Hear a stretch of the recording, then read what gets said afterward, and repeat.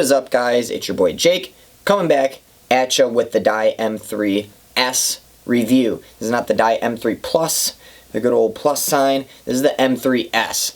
I have shot the M3 Plus. I've used the M3 Plus, and I'm going to sort of reference that a little bit, but since this is the M3S review, you know, I'm going to sort of more talk about the M3S.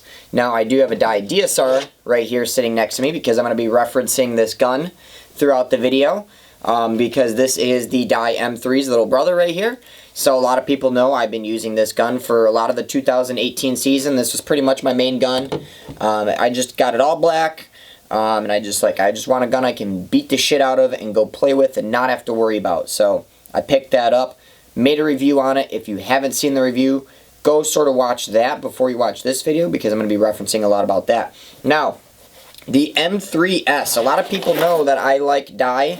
I've owned pretty much a lot of die markers, pretty much from the DM11 up. I've owned almost all of their guns, NT10, NT11. So I'm definitely have a fair amount of knowledge with die products. So even though I've owned a lot of the Planet products and all that stuff too. Now, just first things before we get into it. You're going to probably see I'm just now opening this gun after some days of play. I actually play with my stuff before I review them, so if you're new to the channel, this has definitely gotten its fair share of spins on the speedball field and the woodsball field. I don't just take the guns out of the package and say, thanks mom and dad, this is the best Christmas gift ever. Thanks, and here's my review on it without going out on the field and shooting it. So, in the package, you get the best barrel out on the market, the die UL barrel. I use the die carbon fiber barrel a lot for pretty much every gun that I ever use. You won't change my mind. This is like the best shooting barrel out there. I just have it's just so consistent, shoots really well. The anodizing on them are normally pretty flawless. Now the new thing is that there's new boring. They have like these little itty bitty holes drilled out on the back of their barrel fronts now, so I guess it makes it quieter and releases the air. I have seen it a little bit quieter, but it's not like where I put it on the gun and I was like, wow, is that the new die barrel? Like, it's that much quieter. Like, yeah, it's quieter, but like, you know, it's not going to blow your mind off if you have the old barrel versus the new barrel. So, and it's really a lot in the barrel tip too. Like, it's just the extra porting. I have some of the old guns, or some of the old barrels, but they're tried and true. Love them. You won't change my mind. They're just the best barrels out there. You also get your little USB charger. Actually, this isn't a charger. I'm sorry. This, you can plug it into your computer, and you can like flash the board. You get a wireless charging mat because I'll get into that. The board is all wireless. Here, I've never opened up the parts kit, but an O-ring just flew out on me. This is the die parts kit that you get. It's all color coded. I'm gonna do a review. I'm gonna do a maintenance in this review video, so you'll see me take apart the gun. So if you don't know what the color coded O-rings are and you live under a rock, you'll at least get to see what that is.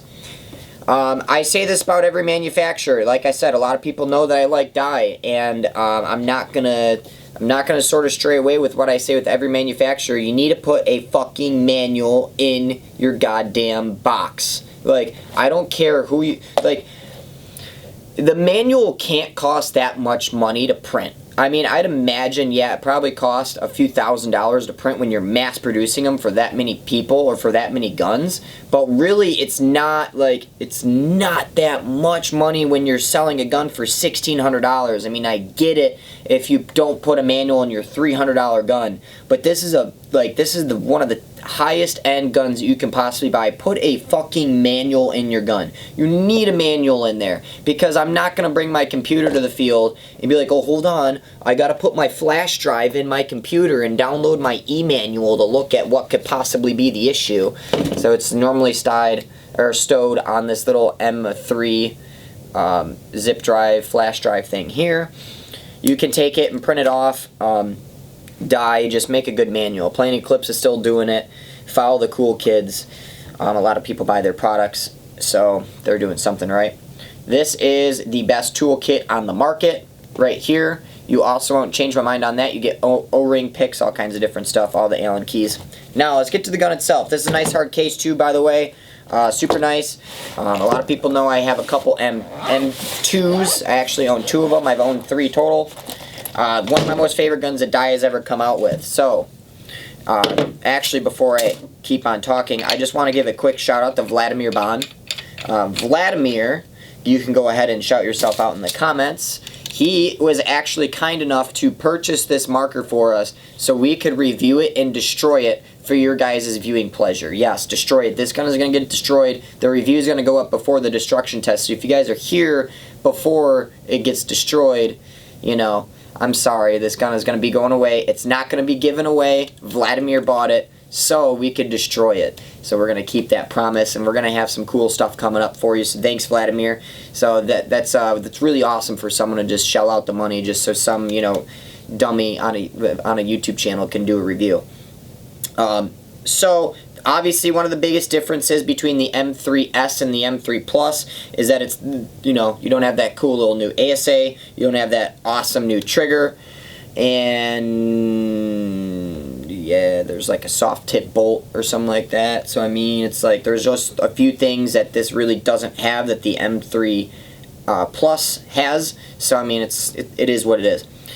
Now, I will always say this about all of Dye's anodizings. These are like the best anodizings that you can get out there. These things are bulletproof. I don't know what it is or like who does Dye's anodizing. If they do it in-house, I don't know what it is. But I've had a lot of Dye guns, and I just have a thing about beating the absolute piss out of them. And they really hold up. This has held up really well. I've played out in different conditions with it. It's seen all kinds of different weather. It's snowing outside. It's in Michigan right now. I've played with it out in the field when it's like 30 degrees, and it shoots phenomenal out in the cold, so you're not going to have an issue with tuning it when you're out there in the cold. Now, the biggest difference between the M3 and the M2 is that they got rid of the LPR. The Dye DSR came out before the M3. This has also has no LPR. So they tried to test it out on this Dye DSR beforehand.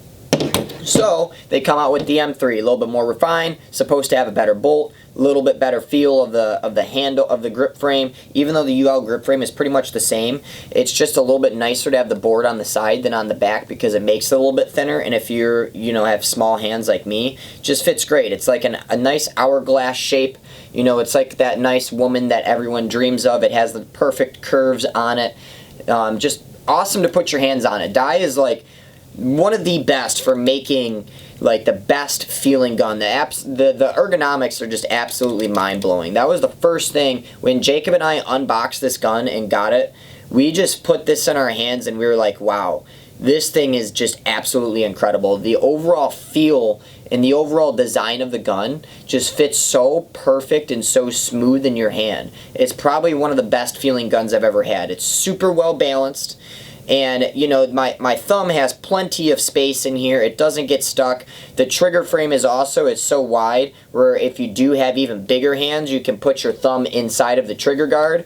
So you can wrap your thumb up top over here. There's no, you know, there's nothing underneath of the regulator. So there's nothing for your hand to rub up against. There's like no set screws or anything. So it's overall just one of the best feeling guns. When you feel it and you just point the gun, I just feel super confident. I'm like, wow, this feels super nice. So hats off to Dye.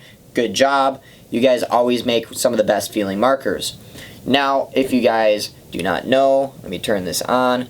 Dye has the awesome TV screen. It's like a 52-inch flat screen TV that they put on the side of their marker.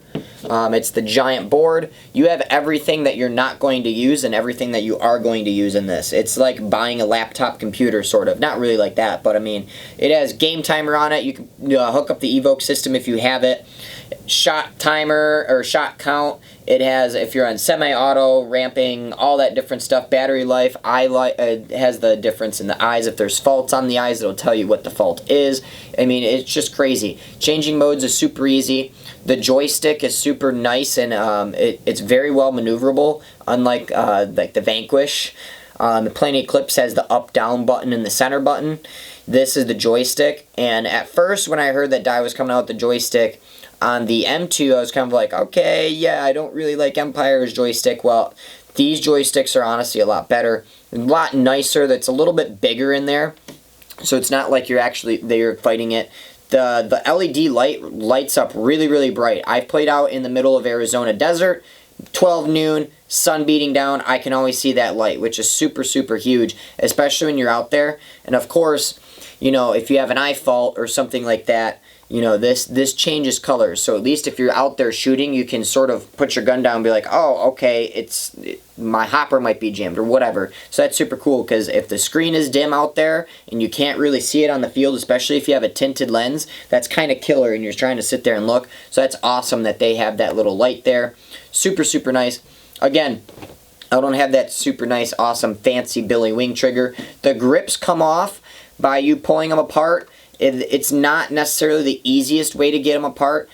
Honestly, I wish, like, it's kind of dated for me. I think they got away with it well on the M2, but honestly, they need to come out with a new grip system to get them on and off. The grips themselves are super nice, so I don't know how I feel like they haven't gone to a different grip system just because of the overall feel and the quality of how everything lines up, because it all lines up at a seam where you're not really going to feel it, unlike Plain Clips does it on the side of the gun. Plain Clips does it really well though. Plain Clips, you can get the grips off faster, but this is more comfortable. So you sort of have to, I'm talking about the CS2 by the way, so it just sort of depends upon your liking. I personally think Dye should sort of change this style of grips. They've been on there since, like, I've remembered these grips, how you have to basically peel these things apart, like on the Dye. They've had it since like the DM11. They've had it on almost every single gun. They got rid of the set screws. Oh man, I had a DM11 and I don't think I had it. The NT11s didn't have it. The NT10s didn't have set screws either.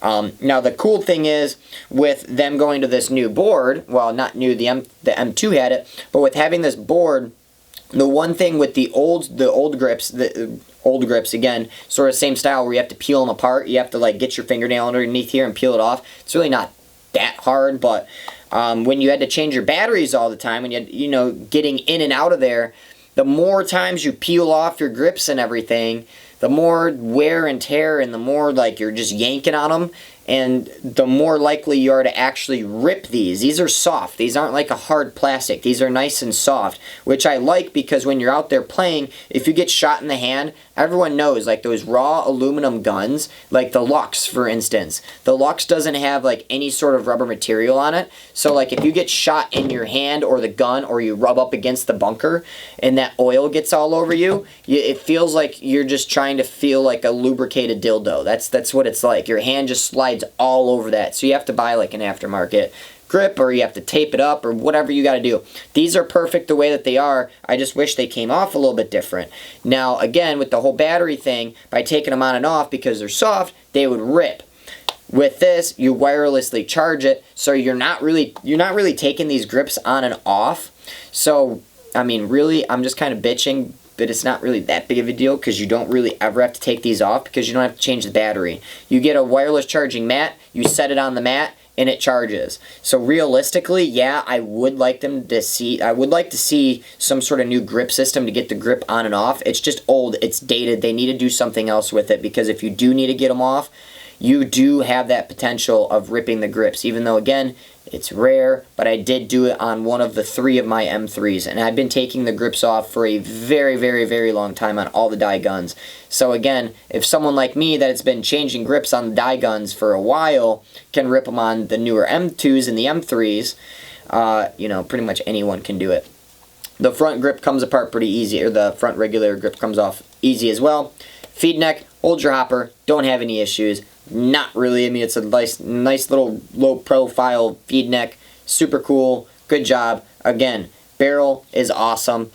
And again, I just can't stress enough of how well this feels in the hands. So I know a lot of people are going to ask, how do I overall feel about the gun? What do I think about it not having the LPR? All that good stuff. How does it shoot? How does it compare to the Dye DSR? What I'm going to do is if you don't want to see the maintenance, skip past it. I'm going to do the maintenance. So if you guys have any questions about how to maintain the gun, then you can actually see it. Now, again, I've just sort of made it a goal with the guns I'm going to review to not take them apart and lube them between playing, just to see how durable they are. So all those people that always ask in the comments, how durable is the M3? Is it more durable than the Plain Clips or the Lux Ice or whatever?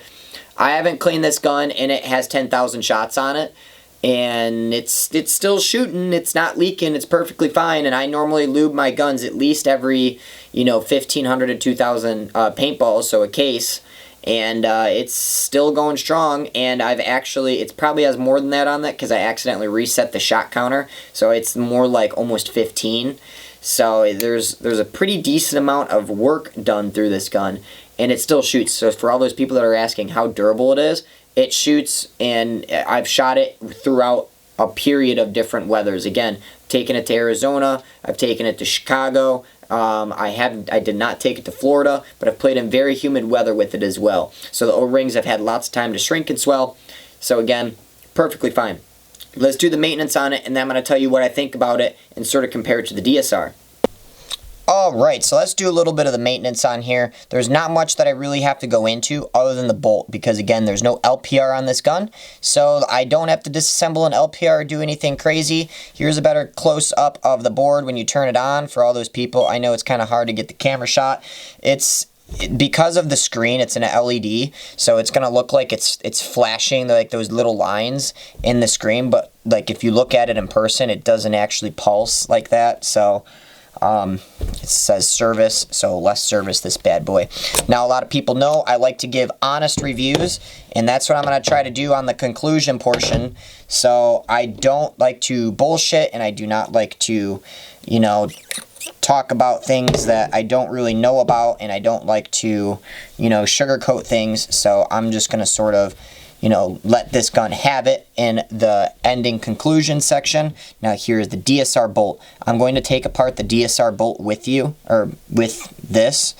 Obviously, we're not trying to maintenance the DSR, but I just want to take this apart so you guys can see the difference between the DSR bolt and the M3 bolt, and that's going to be important in the conclusion video, just so you guys can see the difference in bolt lineups. Just because overall I think the shot quality of the DSR is it's just not like the M3 just doesn't have that shot quality that just absolutely blows you away. And this is like the fun part, because there's a little bit of a, let's get this off, you have to unscrew this back part. I've taken the M3 apart a total of one time, as in the bolt I should say, and that was just to look at it. It's under a little bit of a spring tension, so you just take this bad boy out, and here is the DSR bolt for all you guys. There's a little bit of a, this is under a little bit of spring tension. Not much you do here, so that's here. So as you guys can see, let me actually just put it up here. Let me take apart the M3 bolt. This is fairly easy. You'll probably never have to replace any of these back O-rings. So if you guys are experiencing any leaking out of the body, the first thing that I always say is check the solenoid. Not necessarily because the solenoid is bursted, but shoot it over a chronograph if it's leaking out of the body, because Dye is really, really smart. They've had this feature for many, many years, and I'm not sure why other companies haven't picked it up. But the solenoid, if it gets overpressurized, it purges. So if you sit here and crank up the velocity like above 330 feet per second, what's going to end up happening is it's going to vent outside of the body, so you don't burst your solenoid and you have to spend a bunch of extra money buying a solenoid. It's really smart. So shoot it over the chronograph first. If it's still leaking out of the body, it's fairly kind of simple to what bolt O-rings you have to replace here. And as you can see, they're all color coded. I told you I would show you. So in your toolkit, or in not your toolkit, but your repair kit, if you need a new orange O-ring, guess what? You can replace an orange O-ring. Now, what would be really cool, again, is if you got a manual, so if you're at the field and you don't know which O-ring is which, you could actually line it up and see. Even though they sort of give you like a small breakdown in the box, it's still not the same. Give us a manual. So this is how this is the first part of the bolt. Obviously, if it's leaking out of the back, try to replace these two O-rings right back here on the back cap. If it's leaking out of the body and you check the solenoid and your chronoed at a good feet per second, then you're going to replace these green ones. Honestly, it's really, really rare to leak out of the body. I've really personally have hardly ever seen it. Actually, this is supposed to be like that. And then, so there's a front O-ring right on the front of this. It's like that on pretty much every Dye gun. You can push this through if you want to, but you can see, I'm kind of struggling. And one of the reasons is because your hands get all lubricated and everything, and like trying to push it through just kind of slides around, but also because there's an internal O-ring on the inside of here. It's orange. I'm not sure how well you can see that. It's in there, trust me. There's one O-ring on the inside of here. It's approximately lined up with this green O-ring. So again, just take off this front O-ring. Now, if you are leaking down the barrel, normally what I always tell people to do is replace this front O-ring right here first. That's going to produce one of the best seals. And if it's not this one, this is going to be your guy right here. Because you have to think, if you're leaking down the barrel, you're most likely venting out through here, or you're venting out through here. It's most likely not going to be out through here, just because you have two different O-rings. You have the O-ring in here, and then you have the O-ring here. So you're most likely never going to vent through here. It happens. This O-ring just sees a lot of wear. So I always tell people to replace this first, and it's just good to replace it if you're starting to leak, because that means this O-ring's probably getting ready to go. And because this O-ring is on the outside here, this blue O-ring right up here normally can collect a lot of dust and dirt and everything, because obviously it's exposed to the elements. It pops out. I'll show you on the DSR bolt. So it pops out. Whatever's in your feed neck or whatever's in your hopper and it's coming out, it's coming back and forth and back and forth and back and forth and back and forth, and it's carrying all that dirt in here. So what ends up happening is that if you don't clean your marker, then what ends up happening is that this gets filled with dirt and debris and bad things happen. Now, if you're leaking down the barrel, again, there's really only a few O-rings to replace. If you replace that one and you're still leaking, then yes, you're most likely leaking from this one, because again, that is what creates the seal right in here. You can see this front tip. That's this right here. So that's what creates the seal on the inside. So if you're leaking down there, replace this O-ring. And this is pretty much all there is to this bolt. I can undo the back cap portion right up here. Let me take off this little outside cam. Now, again, it's under spring pressure, so make sure you sort of have a firm grasp on it. Firmly grasp it, Squidward. And so this is pretty much it. You can see, you can sort of disassemble. Let me like get this a little bit better on screen here. I'm kind of crooked. So you can kind of see the M3 comes apart fairly simple, a little bit longer of a bolt. So what that does is that it basically lowers the PSI of what, you know, it has to operate on. There's a lot more air inside of there. There's a lot more volume. So it takes up, it makes it a little bit less efficient, I should say, or a little less efficient, not a little bit more less efficient. That doesn't really make any sense, but it makes it a little bit less efficient. That's why spools are less efficient than a poppet valve, but this is a basic spool valve design. Again, if you're still leaking down the barrel, here, and then you'll probably never have to replace this back O-ring ever, but if you do, try it out. Again, you have all these internal O-rings on the inside, so there's one in here, there's one in here, and then you're never going to have to worry about whatever goes on the inside of here, most likely. If you do, you're going to have a bad time. Let me get the DSR poop out of the way because we don't care about that. Now, I always say work from the outside, because the outside is normally going to be somewhat the dirtiest, and then you work your way in. And again, don't forget your back cap also has back O-rings on there. So let's just clean these puppies off right here.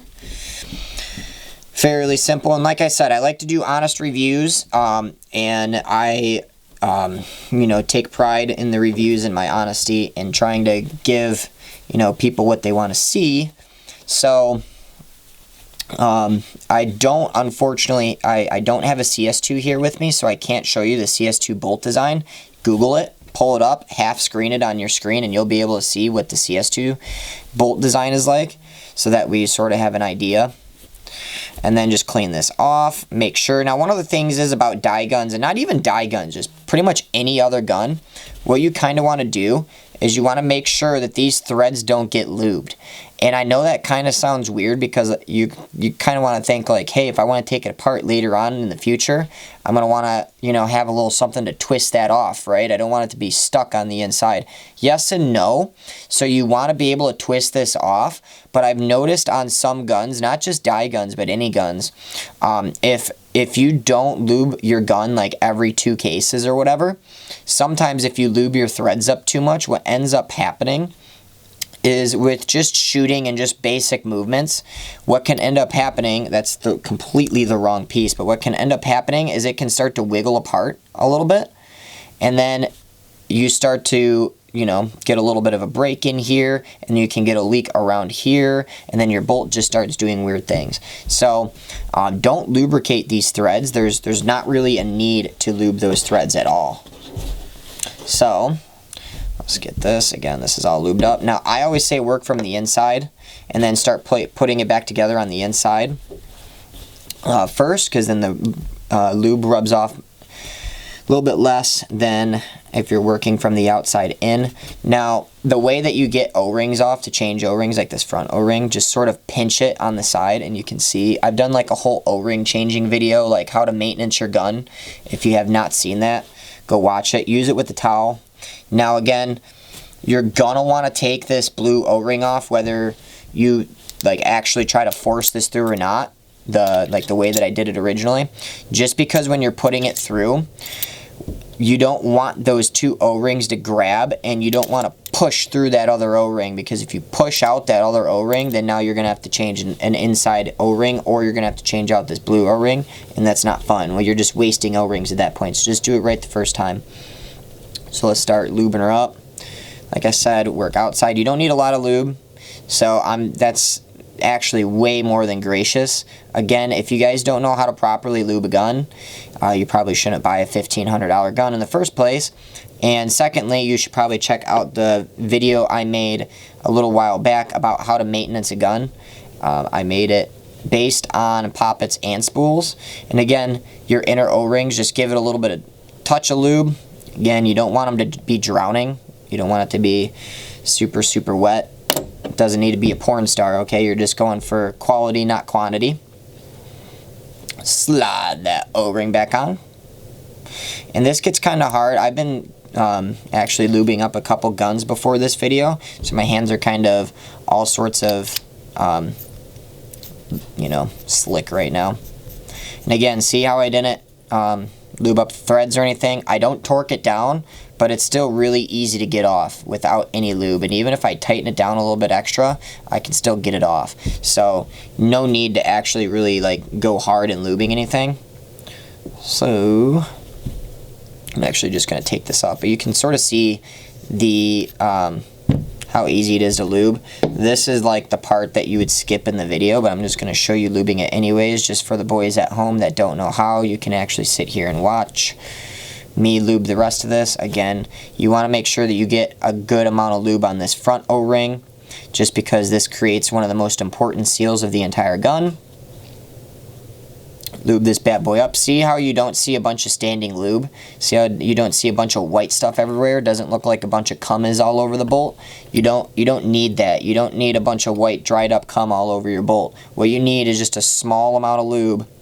And you don't need to sit here and like rub the lube into the shafts like I'm doing. This sounds like a porno.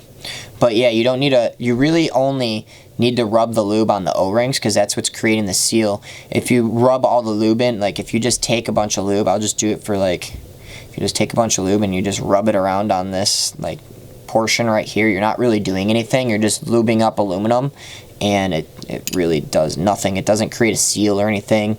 Sure, it might make it look a little bit better if you're having like some parts rub up against each other. And then you just start to slowly place the gun back together. I just like to rub the threads a little bit more.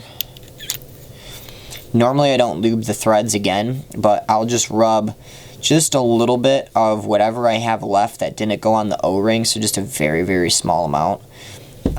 So again, I don't lube the threads, but just to give it just a wee, like my palms are sweaty, like my sweaty palms, like that's kind of the lube that I use.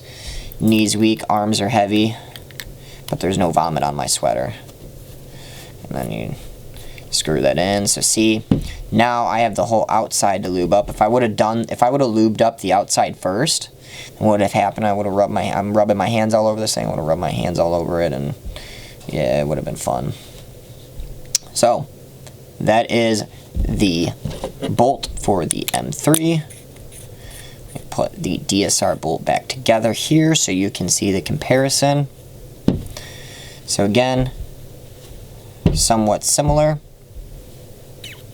Let's put this one back. This is kind of important.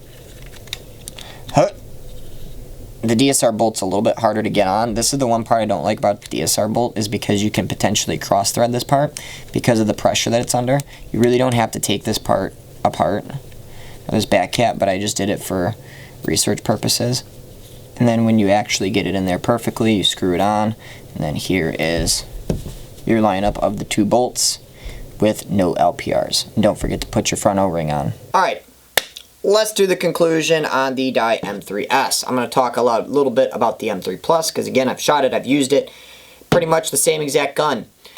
Now, how I feel about this gun is that this M3S, the M3 Plus, is what this gun should have been. This gun should never have come out in the first place. I strongly think whoever was in the dye lab, they were huffing something or doing something or other. This gun should never have come out. They basically sort of pulled like a Planet Eclipse. Remember when Planet Eclipse released the Geo, I believe it was the Geo 3.1, and all of a sudden Planet Eclipse was like, fuck all you guys who just bought the Geo 3.1, I'm gonna release my sperm all over your face and release the 3.5. It was one of those guns, and it was maybe like the CS1 and the 1.5, whatever. Planet Eclipse did it. Dye's done it before. There's couple other companies that have done stuff like that. It's almost like they rushed this gun to make a time frame, and they're like, fuck, we didn't upgrade the ASA, we didn't upgrade the trigger, and we forgot to do the one thing that everyone in the industry does, put a soft tip on our bolt and try to lower down the pressure, the operating pressure, to make it shoot better. And like, it blows my mind that you would just sort of like right afterwards make people have to pay for the upgrades for the M3S after like, what, 6 months of this gun being out. It hasn't been a year. I don't think it's been a year since this gun has come out. And just come out with basically the same exact thing with the things that this should have had in the first place. Like, the M2 was a solid marker. Like, it shot phenomenal. The LPR was great. And I just don't think they should have released this gun. Because of that, Dye doesn't really care about their resale. No big retailer, Planet Eclipse, no one cares about their resale because they're selling new. Dye doesn't sell used guns. They're selling their new guns. So realistically, they don't care if their resale value drops, but that's one way to piss off customers and not want them to come back, is releasing basically the same shit over and over and over again and just putting a plus next to the name and only changing 1 or 2 things, being like, hey guys, guess what? Here you go, buy this new gun, because then you just fuck everyone that just recently bought this gun. I didn't even use this gun for an entire season. I was like, shit, a new one's already coming out. Like, that's cool. And it's basically the same fucking thing. So, realistically, I don't think this gun should have come out. Now, again, let's go over to the DSR. The DSR, I shot almost the entire season, and that gun shoots fucking lasers. For everyone that watches the channel, you know I've been using this gun a lot, and for people that I play with in Michigan, I use this gun a lot. I used it for the tournaments I played in. I used it at pretty much all the big games. It pretty much saw the field at almost every big game that I played because I wanted it. I wanted a gun that I didn't really have to maintenance too hard. I could beat the absolute piss out of it, and it still shot good. And guess what? That is what I got in the DSR. I could play out in the rain, I could play out in the snow, I could play out in the humid, I could do whatever I wanted with this gun, and I could beat the piss out of it. It shoots paintball straight, it doesn't chop, it gets me through the day, and I shoot people's faces off. I went out the first day I bought the DSR, literally the first time I played with it, I went out there and played a tournament with it, and I played like the front snake position, and I was out there chopping people's heads off with it because it just shoots that good. Like, there was no break-in period. You just pick it up and you're like, nice, yeah, let's shoot everyone. This thing, on the other hand, it almost is like, I don't know if it's this gun, but I'm sort of frustrated because I've spent 0 amount of minutes. 0. This is still on its stock settings, okay? And again, I've owned a lot of dye guns, a lot. I've owned more than most of the average Joe. I own 5 Bob Long guns, and if you guys know Bob Long guns, you know it's pretty much you're plugging and playing, you're tinkering, LPR, HPR, dwell, you're checking all of your different settings to get it to shoot the way that you want it to shoot. So I know how to tinker with guns, I know how to tune guns, I know how to make sure that they're shooting properly. This thing almost, it feels like, I don't know if I got a lemon, but it's like it's not shooting properly. It's just as loud, if not louder. I think it's louder than the DSR. like, that shouldn't happen. I've kept it on stock settings for the first 10,000 paintballs, and I was like, all right, yeah, 10,000 paintballs, it should be broke in, or like somewhat around there. Like, yeah, cool. Like, I've put a decent amount of cases through it. I've kept it aired up. I've shot it a lot. Like, it should be shooting a little bit better now. Didn't do a whole bunch of nothing. The DSR, again, just as quiet, if not quieter. So, like, why did they release, like, it just kind of blows my mind why they released this gun. It just feels rushed. The best thing about this gun is how it feels. When I got this gun in my hand, I was like, oh my god, I'm like, this gun looks great, it feels great, it's going to shoot super sexy, it's going to shoot super awesome, I can't wait to shoot it. And I was in Jacob's backyard. We were sat there, we had the DSR and we had the M3, and I shot it, and I was like, yeah, okay, that's a paintball gun, that's shooting. And I picked up the DSR and I was like, oh yeah, and I was like, I think that shoots better than the M3. And then we went back and forth between the guns, and we're like, fuck, the DSR shoots just as good, if not better, than the M3. This thing is $1,600 or $1,595 or whatever the hell it is. So you're telling me this is worth somewhat almost double, not quite, but you know, you get what I'm getting at. It's worth that much more than the DSR. You're fucking smoking crack. You are smoking some of the best fucking crack out there.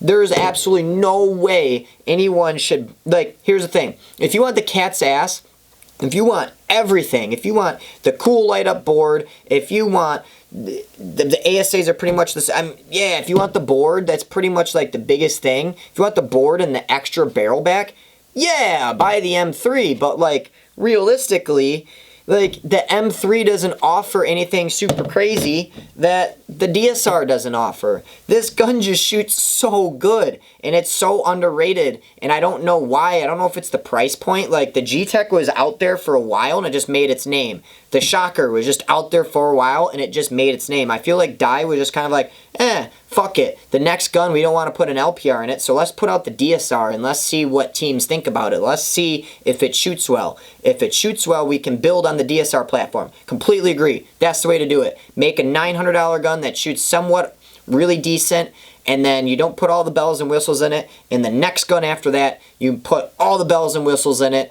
you mark it up a little bit higher, and you make it shoot better. And yeah, they put the bells and whistles in it, but it doesn't really shoot that much better. You don't get anything like that much crazier in the M3 to where it's justifiable buying it over the DSR. And I mean, yeah, I mean, I get it. Like, people don't want an LPR in their gun because, honestly, yeah, having an LPR in your gun, you just kind of fuck shit up. Like, people are kind of retarded, especially like me. I've worked in retail for a little bit.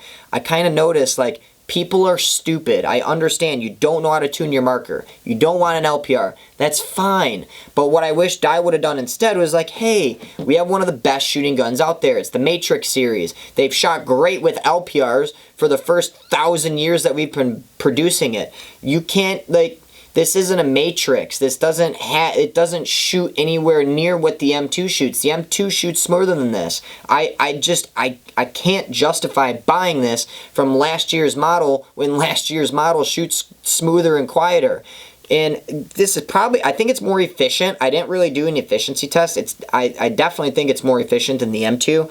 But again, like, I don't need to shoot that extra half a pod in a game. Like, I don't know. I just feel like it's rushed, and this gun should never have come out. What I think Dye really needs to do is be like, hey, like, here is what we're going to call the NT series, or the DSR series, or whatever. We're going to sell this gun. We're going to put the special board on it, no LPR, $1,100, and you're going to have a gun that shoots, you know, pretty much pull it out of the box. You don't have to do anything. It shoots. And then they should be like, hey, here's the M3. It shoots a little bit better than our $1,100 gun because it has an LPR. You can tune it, though. So it's trade-off. What do you want? Do you not want an LPR? Do you want an LPR? I don't understand why they just don't go back to that, because realistically, like, I just can't justify buying this gun. And I don't know, I'm just sort of disappointed. At the end of the day, like, Is the M3 nice? Yeah, I love the gun. I think it feels great in the hands. Overall, it's great. But if I would have purchased this gun, like I said, Vladimir Bond purchased this for us. If I would have paid the money out of my own pocket when I owned the DSR, I would have been thoroughly disappointed. I would have put this back in the box and sent it back and been like, you can go fuck yourself. So that's sort of where I'm at. Overall, if you guys do buy this gun, just feel it. Like, it feels good and it looks good. Like, yeah, this thing feels great. This is one of the best feeling markers I've ever had in my hand. I love the overall feel of it. And then you shoot it, and I'm just kind of like, ah. Go watch the last video that I have on the channel. I did a commentary over some footage of me in Arizona. You can hear I had to turn down the volume on the gameplay portion because of the gun was shooting loud, and you could hear me say, "Wow, this gun's shooting loud." And I've tried to tune it. I've changed every setting. I've been on the forums. I've looked at everything. It shoots 270, 290 feet per second in between that range, and it doesn't shoot the way I want it to shoot. Personally, CS2, awesome. Lux Ice, awesome. All these other guns, awesome. They're finished. They're refined. The grips, like, again, do something with the grips. I love them, but, like, there's just a few things that I feel like need to change, and I would rather appreciate watching Dye wait 2 to 3 years to put out a gun and put out the most perfect gun of the time than watching them, you know, hold their dicks and try to rush around and try to catch up on what the other companies are doing. So that's sort of how I feel on it. I hope this helps you out, guys. And I'm sorry to all the Dye fanboys out there. I'm also a Dye fanboy. I just completely took a big old poop on this gun. Thanks for watching.